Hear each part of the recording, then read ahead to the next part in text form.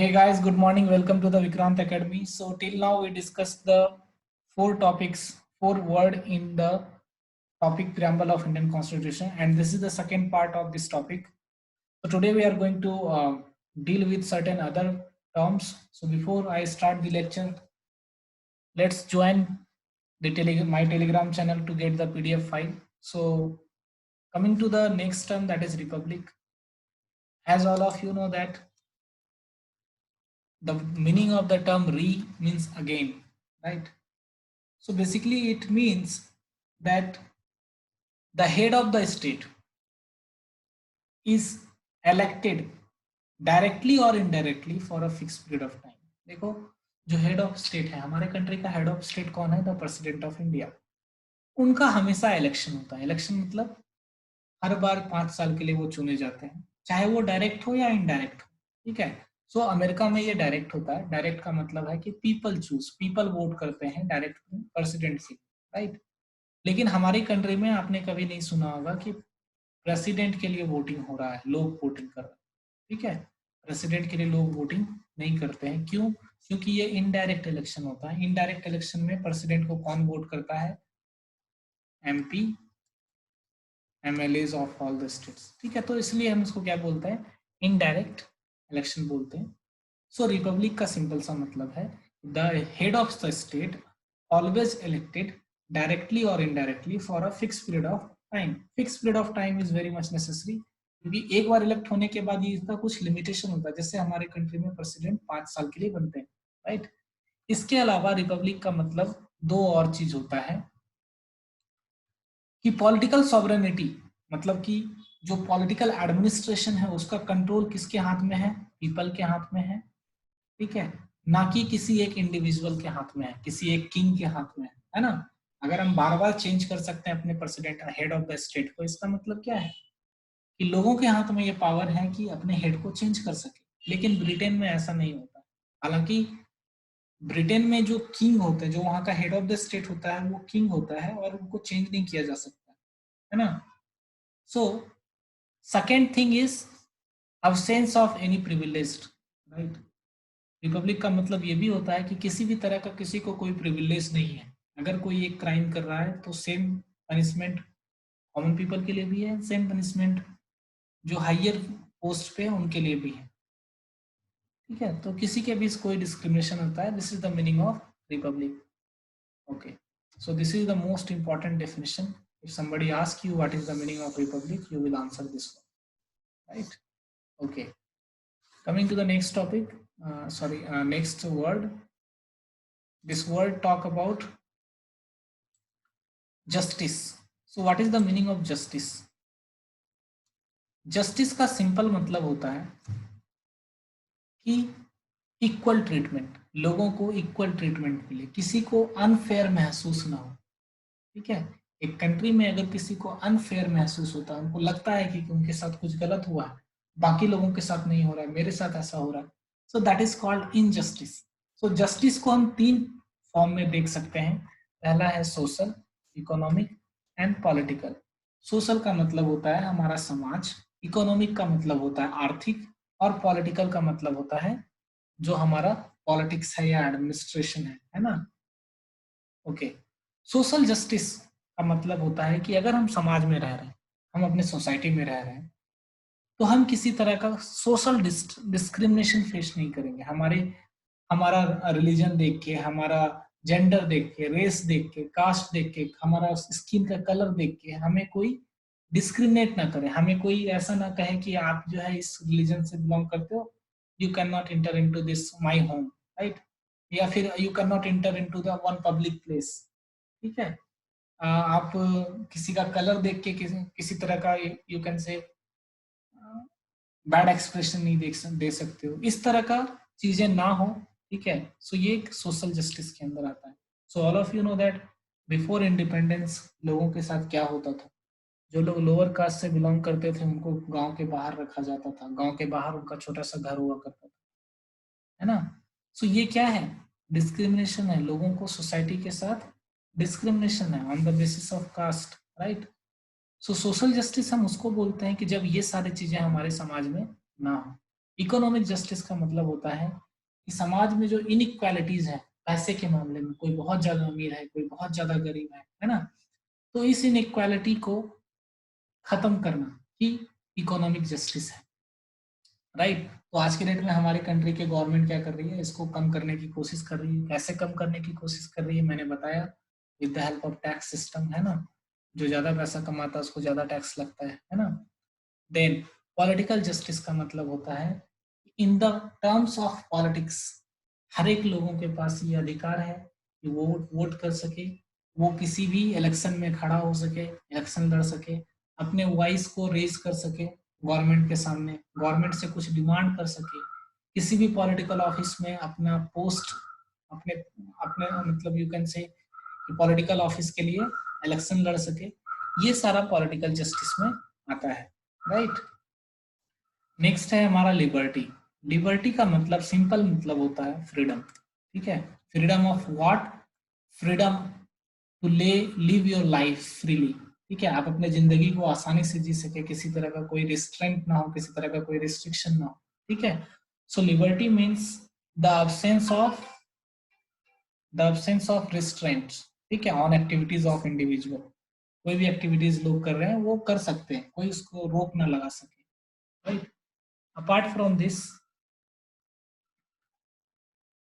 The preamble, जो हमारा preamble है उसमें भी ये सारी बातें लिखी हुई है, जैसे लिबर्टी ऑफ थॉट, मैंने अभी देखा था आपने, लिखा हुआ है liberty of thought, expression, belief, faith, worship, मतलब आप कुछ भी सोच सकते हो, आप कुछ भी एक्सप्रेस कर सकते हो, आप कुछ भी फॉलो कर सकते हो, कोई भी कुछ भी विश्वास कर सकते हो, अपने फेथ, अपना जो रिलीजन है वो भी फॉलो कर सकते हो, पूजा कर सकते हो। ये सारा लिबर्टी के अंदर आता है, ठीक है।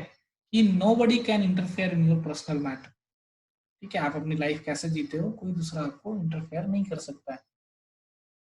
लेकिन लिबर्टी का मतलब ये नहीं है कि आपको ये लाइसेंस मिल गया है कि आप जो चाहो वो कर सकते हो। No, it is not that.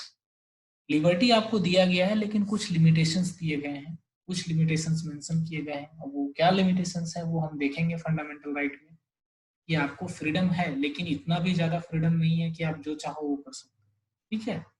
Then, this term liberty taken from the French Revolution. So you know that French Revolution happened in 1789, right? 1789 में हुआ था, वहां पर ये तीन टर्म बहुत एक्सटेंसिवली यूज किया गया था, लिबर्टी, इक्वालिटी एंड फ्रेटर्निटी। तो लिबर्टी का जो कॉन्सेप्ट है वो वहीं से आया है। अब हम बात करते हैं नेक्स्ट वर्ड का, दैट इज इक्वालिटी। इक्वालिटी का मतलब आप सभी को पता है, इक्वल, इक्वल होना क्या होता है। इक्वल का मतलब होता है दो चीज। पहला, किसी भी तरह का किसी को स्पेशल प्रिविलेज ना मिले, ठीक है। स्पेशल प्रिविलेज का मतलब होता है कि मान लेते हैं आप बैंक में खड़े हैं, बैंक में लाइन लगा के खड़े हैं, राइट, और कोई पीछे से आया, वो लाइन को एस्केप करके काउंटर के पास पहुंच गया, राइट। सो अगर उस समय कोई बैंक का कैशियर उसको पहले कैश देता है तो ये क्या हुआ, प्रिविलेज हुआ। किसको प्रिविलेज मिला, उस इंसान को प्रिविलेज मिला जिसने क्यू को एस्केप किया, राइट। सो हमारे सोसाइटी में किसी तरह का किसी को कोई स्पेशल प्रिविलेज नहीं मिलना चाहिए। ये है पहला कॉन्सेप्ट इक्वालिटी का, राइट। दूसरा, हर एक लोगों को एडिक्वेट अपॉर्चुनिटी प्रोवाइड किया जाए without any discrimination, right. That means किसी को किसी तरह का कोई डिस्क्रिमिनेशन ना किया जाए। ये क्या हो गया, ये वाला जो ये वाला जो कॉन्सेप्ट है ये निगेटिव कॉन्सेप्ट है, राइट। ये निगेटिव कॉन्सेप्ट है। ये क्या बोलता है, कोई डिस्क्रिमिनेशन नहीं होना चाहिए, राइट। और ये किसी भी समाज में प्रिविलेज होने से मना करता है, किसी को भी किसी तरह का कोई प्रिविलेज नहीं मिलना चाहिए, चाहे वो गरीब हो चाहे वो अमीर हो, राइट। अब देखो कुछ प्रोविजंस हैं जो कि बात करता है इक्वालिटी का, जैसे राइट टू इक्वालिटी, हमारा फंडामेंटल राइट में लिखा हुआ है कि हर एक लोग समान है। आर्टिकल 325 बोलता है कि हर एक लोगों को वोटिंग राइट है, हर एक लोग वोट कर सकते हैं, right, irrespective of their religion, race, caste, sex, right, ठीक है। तो हर एक लोगों का नाम इलेक्टोरल रोल में होगा, right to vote, article 325। Then हमारा जो डीपीएसपी है, directive principle of state policy, उसमें भी आर्टिकल 39 क्या बोलता है कि men and women are equal in right, ठीक है, सभी लोगों को इक्वल मीन्स ऑफ लाइवलीहुड सभी को मिलना चाहिए, सभी को एक जैसा काम के लिए, अगर कोई एक काम कर रहा है तो उसको वैसा ही उसको पैसा मिलना चाहिए। अभी आप देखो कई सारे केस भी हैं कि कई सारे टीचर्स ने केस भी किया है इन सुप्रीम कोर्ट कि जो पुराने टीचर हैं, राइट, उनको ज़्यादा पैसा मिलता है, right. For example if you take the example of Bihar, right, Bihar में अगर आप जाओगे तो जो ओल्ड टीचर है, दैट मीन्स जो 1980s 1990s में ज्वाइन किए हैं, ठीक है, उनकी सैलरी ऑलमोस्ट 60 to 70,000 है ना, right. But those people who are appointed on contract basis, जिसको कॉन्ट्रैक्ट बेसिस पे अपॉइंट किया गया है, उनकी जो सैलरी है उनको 18,000 मिलता है, राइट। क्वेश्चन है कि दोनों एक ही काम कर रहे हैं, ये भी वही काम कर रहा है, ये भी वही काम कर रहा है, लेकिन दोनों की सैलरी अलग है, राइट। तो यहाँ पर वही है लिखा हुआ equal pay for equal work, ठीक है। तो ये केस अभी चल रहा है सुप्रीम कोर्ट में, तो इक्वालिटी मिलनी चाहिए लोगों को। देन फ्रेटर्निटी, प्रियम्बल में ये लिखा हुआ है कि हमारा कॉन्स्टिट्यूशन क्या करेगा, हमारे कंट्री में फ्रेटर्निटी दैट मीन्स ब्रदरहुड जो है प्रमोट करेगा, राइट। अब अगर हमारे कंट्री में लोगों के अंदर भाईचारा का फीलिंग होना है तो उसके लिए क्या करना पड़ेगा, उसके लिए कई सारे चीजें करनी पड़ेगी, राइट। क्या करना पड़ेगा, दो चीजें करनी पड़ेंगी। सबसे पहला कि हमारा जो हर एक इंडिविजुअल है हमारी कंट्री में उसके डिग्निटी को, राइट, मेंटेन करके रखना पड़ेगा, किसी को डिसरिस्पेक्ट नहीं करना पड़ेगा, है ना, सभी लोगों को रिस्पेक्ट मिलना चाहिए, ठीक है। तभी हमारा कंट्री यूनाइटेड होगा, ठीक है, इंटीग्रेटेड होगा। अब मान लेते हैं कि अगर आप के घर में, राइट, कोई नौकर काम कर रहा है, आप उसको डेली जो है यू कैन से अब्यूज करते हो, गलत शब्द का इस्तेमाल करते हो उसके खिलाफ, तो डू यू थिंक दैट कि वो इंसान आपके लिए ब्रदरहुड का फीलिंग रखेगा, आपके लिए उनके मन में जो है काफी ज्यादा रिस्पेक्ट होगा, नहीं। सो हमारा कॉन्स्टिट्यूशन कहता है कि अगर हमारे कंट्री में लोगों के बीच भाईचारा बढ़ाना है तो सभी को इक्वली ट्रीट करना होगा, सभी को रिस्पेक्टफुली राइट्स देने होंगे, तब जाके लोग क्या होगा, लोगों के बीच यूनिटी होगा और इंटीग्रिटी होगा, राइट। यूनिटी एंड इंटीग्रिटी जो फ्रेज है, ये दो, इसका मतलब दो चीज है। पहला फिजियोलॉजिकल, दैट मीन्स हमारा जो कंट्री है इंडिया, ये क्या है, यूनाइटेड है, कोई भी टेरिटरी बाहर नहीं जा सकता है, ऐसा नहीं कि कर्नाटका बाहर चला जाए या फिर राजस्थान बाहर चला जाए, ठीक है, ये सभी एक साथ रहना, इसको इसका मतलब यूनिटी है। दूसरा इसका जो डायमेंशन है वो है sorry territorial and psychological. Psychological का मतलब होता है कि हमारे मन की भावना, ठीक है, मन की भावना का मतलब कि हम एक साथ तो रह रहे हैं, राइट, इंडिया में हमारा टेरिटरी एक है, हमारे मन से भी हम एक होने चाहिए, राइट और नॉट, हमारे मन में भी ये फीलिंग होना चाहिए कि हमारा कंट्री यूनाइटेड है, right. So some of the people in Jammu and Kashmir do not have the unity and integrity in terms of psychology. आज जम्मू एंड कश्मीर के कई हिस्सों को हमने मिला तो लिया है, हमारा टेरिटरी तो है इंडिया का, लेकिन वहां पर जो रहने वाले लोग हैं वो क्या चाहते हैं कि हम जो है पाकिस्तान के साथ मिल जाए। तो कैन वी से कि हाँ वो यूनाइटेड पार्ट है, नहीं। कश्मीर का कई सारा हिस्सा है जहां पर कि लोग साइकोलॉजिकली रेडी नहीं है ये बात मानने के लिए कि हम एक ही कंट्री के रहने वाले हैं, राइट। सो ये जो फ्रेटर्निटी है इसकी फीलिंग को प्रमोट करने के लिए हमारे कॉन्स्टिट्यूशन में क्या लिखा गया है, सिंगल सिटीजनशिप, हमारे कंट्री में सिंगल सिटीजनशिप है, ठीक है। भारत का कोई भी निवासी एक जगह से दूसरी जगह जा सकता है, कहीं भी रह सकता है, कोई भी काम कर सकता है। देन हर एक सिटीजन का ये ड्यूटी है, ये हमारे फंडामेंटल ड्यूटी में लिखा हुआ है कि every citizen it is the duty of every citizen to promote harmony, right. Harmony मतलब लोगों के बीच पीसफुलनेस की भावना जगाना, ये हर एक लोगों की ड्यूटी है। तो आप देखो जब भी आप अगर हमारे कंट्री में कम्युनिटी के बीच फाइट्स होता है तो इट इज आवर ड्यूटी, उस फाइट को पेसिफाई करना हमारा ड्यूटी है, ऐसा नहीं कि हम उसको एग्रीवेट करें और ज्यादा उसको बढ़ाएं, राइट।